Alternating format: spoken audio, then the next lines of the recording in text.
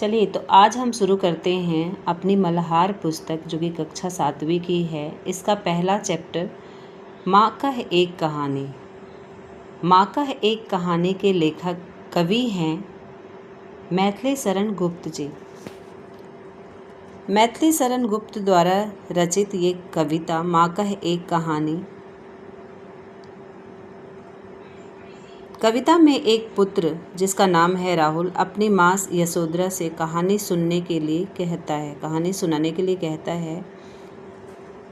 माँ उसे करुणा और न्याय भरी कहानी सुनाती है जिसमें एक घायल हंस होता है, उसके घायल होने की घटना तथा उसे पुत्र द्वारा छोड़ती है कि वो न्याय क्या होना चाहिए और न्याय का महत्व क्या है। उसे सज़ा जिसने मारा हंस उसका हुआ या फिर जिसने बचाया हंस उसका हुआ, ये निर्णय पुत्र पे छोड़ती है।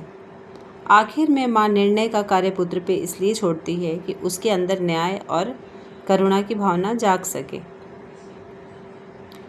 इस कविता का संपादन शैली बहुत ही रोचक है जिसमें प्रकृति का एक सुंदर ही चित्रण किया गया है।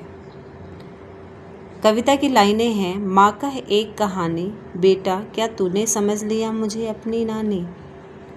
कहती है मुझसे ये चेटी, तू मेरी नानी की बेटी। माँ का है लेटी लेटी, माँ का है एक कहानी। इस तरीके से राजा था या रानी, राजा था या रानी, माँ का है एक कहानी। इसमें भावार्थ है इसके ये है कि एक दिन राहुल यानी कि गौतम बुद्ध का पुत्र अपनी माँ से कहता है कि मुझे एक कहानी सुनाओ। माँ यशोधरा कहती है कि क्या मैं तुम्हारी नानी हूँ जो तुम्हें कहानी सुनाओ।